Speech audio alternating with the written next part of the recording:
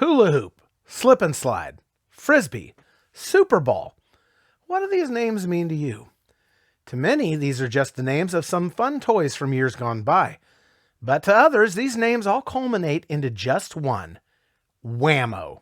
And in this episode of the Dandy Funhouse, we're going to tell the story of a little garage-based slingshot-making side hustle business that became a global toy fad-making phenomenon, and find out just what made Wham-O tick. Bam-O, Slam-O, let's dig into Wham-O, and let's step into the funhouse.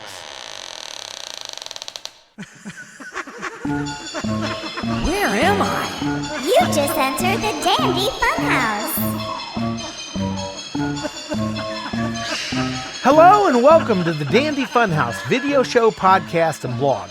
Now this is where we slam-o right into the very best of retro pop culture, toys and games, and all the fun stuff. I'm your host, Neil Dandy, and in this episode, we're going to wander through the world of Wham-O. But first, I want to stick your head through one of these slammin' Dandy Funhouse t-shirts. Woven from the leftover strands of recycled Super Balls, you're going to look like a million bouncing bucks, or no money back. They've got a front and a back because winter's on the way, and we very thoughtfully cut 4 very strategically placed holes in them. That's right, 1 to crawl your body into, 1 to stick your head out of, and 2 to poke your wiggly arms through. Now, how much would you pay for luxury like this? Well, it really doesn't matter because we're not changing our price. Well, not for you anyway. Just head over to our Dandy Fun Shop, located inside the Dandy Funhouse website at dandyfunhouse.com, and see for yourself. And if you enjoy this show on YouTube, we got a teeny tiny miniature Dandy Fun Shop set up there too. Absurdity is amplified at the Dandy Fun Shop. Okay, Wham-O. Where do I even begin with an enigma like this? Well, Wham-O is the toy and sports product company responsible for such instantly recognizable products like the Frisbee, the Slip and Slide, Hula Hoop, Hacky Sack, Super Ball, Boogie Board, Track Ball, Silly String, and a whole lot more. You might think of Wham-O as a classic novelty company from the 70s and 80s whose commercials you'd watch on a Saturday morning during Hong Kong Phooey while tearing up the insides of your mouth on a bowl of razor-sharp Captain Crunch. But their history actually goes back farther than that. Much farther!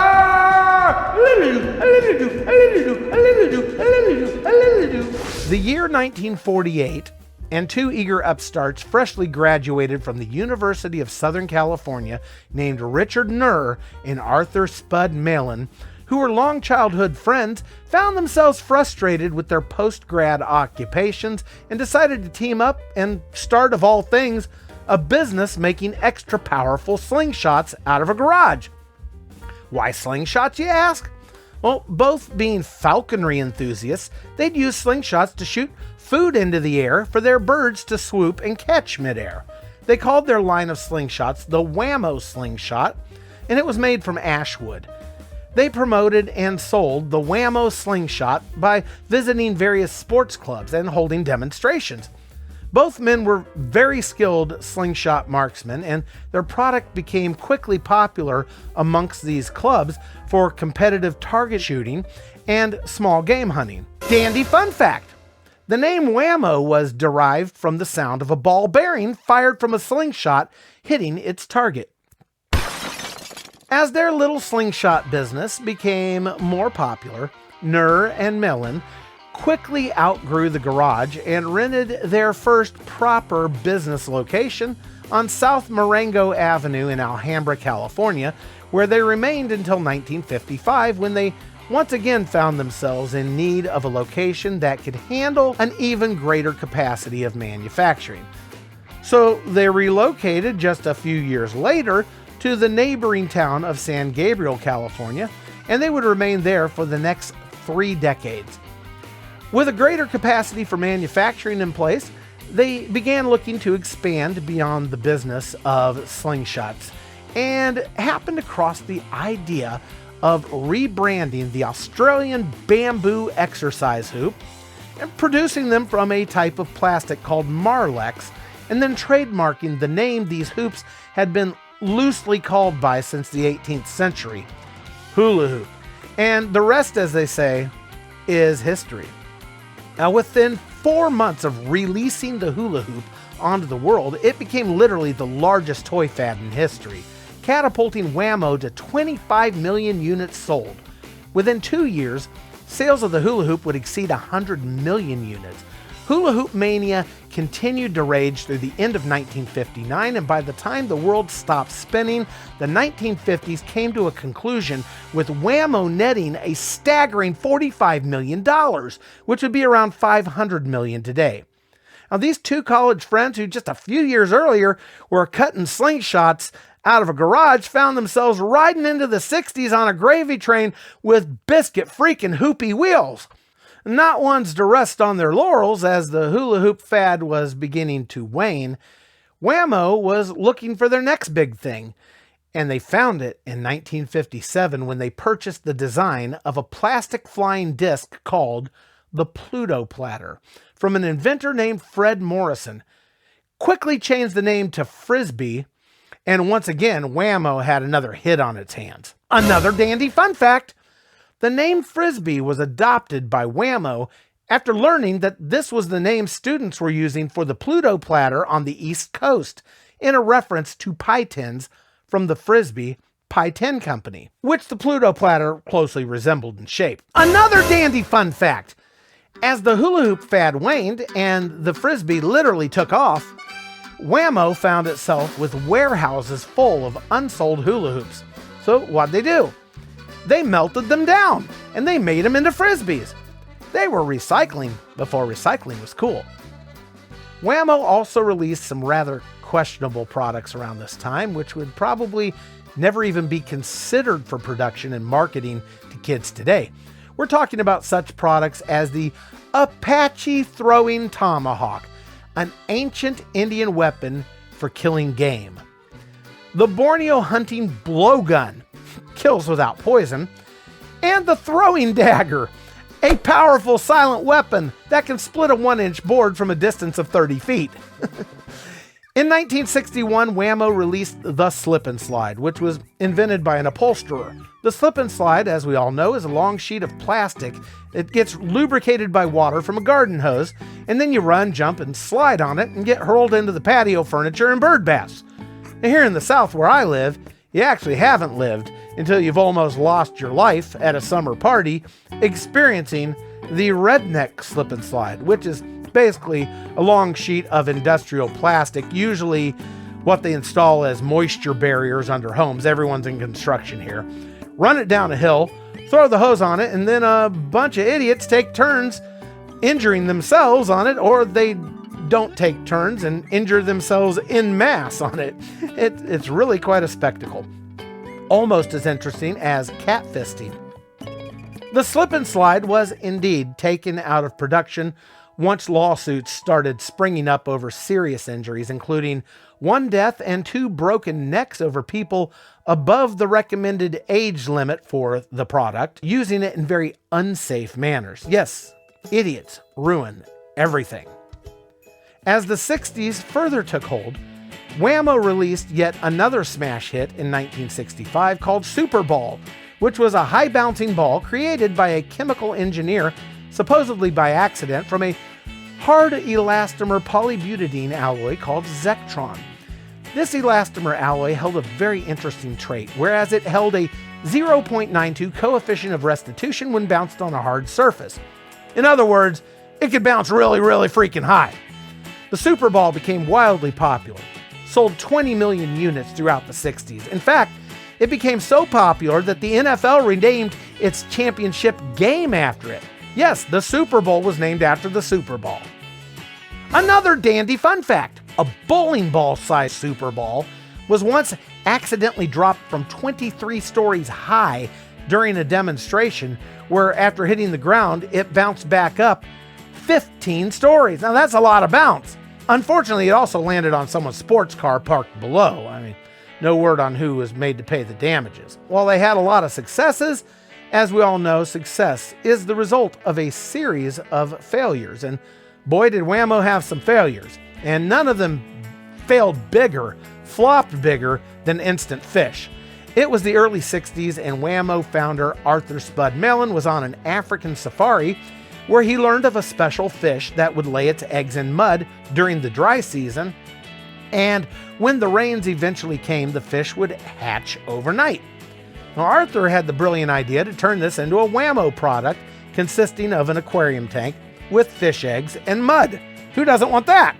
The product flopped miserably, and the only one ending up in the mud was Mr. Mellon, and they never let him out of the factory again. Another whamtastic flop would be the egg rake, which was designed to help a person sift out small pieces of eggshell from a cracked egg. I can't imagine why the fabulous egg rake didn't rake off for him. Wham-O's marketing strategy was simple and effective. Maintain a handful of basic, inexpensive products like the Frisbee, Super Ball, and Hula Hoop, while developing new products for trial runs. Retire the ones as they wane in popularity and emphasize the ones that are doing well. But since the products were simple and fairly inexpensive, they could really be carried just about anywhere, from big fancy department stores to small mom and pop shops, and this was a big part of their success. As the 70s discoed onto the scene, Wham-O stayed true to its core with products like Silly String, Super Elastic Bubble Plastic, Magic Window, and Trackball, which was a lot of fun. Trackball was and still is a racket game where the players each have an oversized scoop-shaped racket with a plastic basket of sorts built into it, and a track with small teeth on it. And as you use your racket to throw the ball, the track puts an excessive amount of backspin on the ball, which causes it to travel in crazy curves. As Wham-O wound up in the 80s, it released the Roller Racer and introduced Magic Sand to the world, which is sand coated with a hydrophobic material which keeps water from being absorbed by it. But their biggest hit in the 80s was undoubtedly a design they purchased from a duo of inventors in 1983, which took the world by storm and continues to be played by dirty hippies at music festivals worldwide today. I'm of course referring to the hacky sack. For those of you who may have been living under a rock for the past several decades, I'll quickly explain the hacky sack. It's a small beanbag, maybe a third larger than a golf ball, where the object is to keep it aloft without the use of one's hands.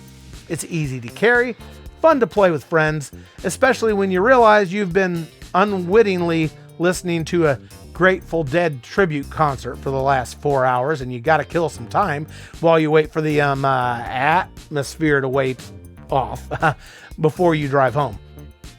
In 1982, Wham-O was purchased by Kransco Group companies, and they largely just held the course with existing products until their acquisition by Mattel in 1994. That lasted 3 years until a group of independent investors purchased the brand from Mattel, and Wham-O was independent once again. Now, sadly, in 2002, founder Arthur Spud Mellon passed away, with his lifelong partner Richard Nerr following suit just a few years later in 2008. In 2009, Wham-O was sold to the Aguilar Group investment firm, and since that time has passed through a few more ownerships of the boring corporate type, and since the early 2000s has largely just handled the manufacturing side of licensed products like Sea-Doo, various lawn games, an e-bike called the Smash Circle, odd name, several variations of the newly re-released Slip and Slide with new safety features, and also the iconic Boogie Board. And their 3 big super hits from the golden age, the Super Ball, Frisbee, and Hula Hoop, they have all been inducted into the National Toy Hall of Fame.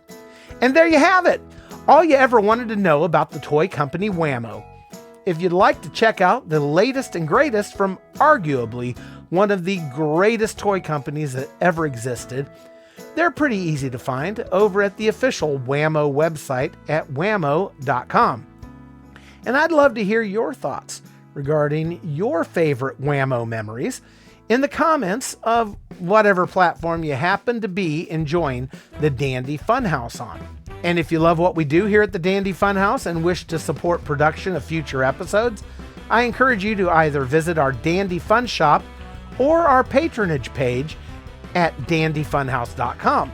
Supporters get access to exclusive bonus features not available to the general public, and super supporters get all the same stuff, plus I'll mail you something Wham-O-tastic from right here at the Dandy Funhouse Studios in beautiful Murfreesboro, Tennessee, USA, if you provide your mailing address. Now, I'm not sure what I'm going to send you, but I can guarantee it won't be a Wham-O toy, because I don't have any Wham-O toys. At least not hanging around here right now.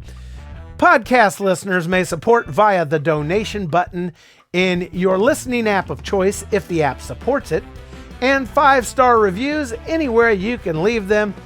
Well, those would just make our little hearts go pitter-patter and would be greatly, greatly appreciated as we grow this show. It eats a lot. And speaking of growing, I got to get growing myself.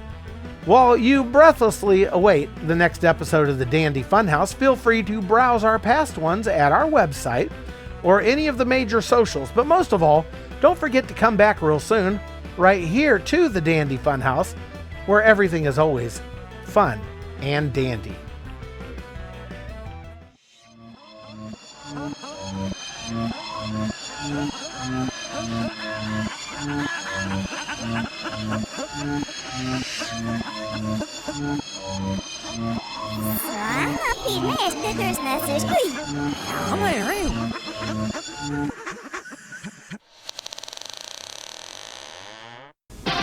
There's a great new sport coming down the track. We're getting our kicks with a hacky sack. Can I, hack in? Sure, kid. It's a proven fact. It takes practice to get the knack. Smack that, crack that hacky sack. Over your head, behind your back. Hack it, whack it, maniac. You've got the rhythm, you've got the knack. How'd you learn to hack like that? Okay, Jack, you're part of the pack. We got the methods now, let's all hack. The new hacky sack foot bag. Think you can hack it?